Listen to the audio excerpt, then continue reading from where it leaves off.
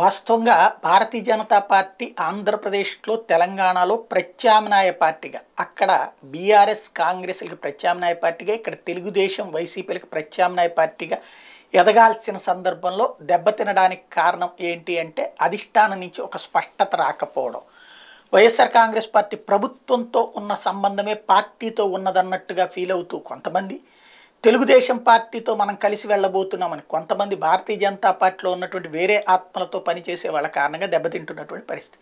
అధ్యక్షులుగా ఉన్నటువంటి సందర్భంలో గతంలో సోమవీర్రాజు అయితే ఇద్దరిని విమర్శిస్తుండేవాడు, తద్వారా న్యూట్రల్ అనే ఫీలింగ్ ఉండేది. కానీ తెలుగుదేశం వాళ్ళు వేసినటువంటి ట్రాప్ కారణంగా అతను వైసీపీ ముద్ర వేయించుకోబడ్డాడు. అదే సందర్భంలో వైసీపీ వాళ్ళు వేస్తున్న ట్రాప్ కారణంగా పురంధేశ్వరి ఇటు తెలుగుదేశం ముద్ర వేయించుకుంటుంది. ఎందుకంటే ఓన్లీ వైసీపీని విమర్శిస్తూ ఉంటే, ఆమెను విమర్శిస్తుంటే వైసీపీ, దానికి తెలుగుదేశం పార్టీకి సంబంధించిన నాయకులు సమర్థించడం ద్వారా ఒక వ్యూహాత్మక గేమ్. క్రిందసారి పవన్ కళ్యాణ్ కనుక తెలుగుదేశం మనిషి అని వైసీపీ వాళ్ళు, వైసీపీ అవును మా మనిషి అయితే తప్పేంటంట అని తెలుగుదేశం వాళ్ళు చెప్పి చివరికి ఆయనకి సొంత ఉనికి లేకుండా చేసినటువంటి రూట్లోనే కథ నడుస్తుంది ఇప్పుడు పురంధేశ్వరి.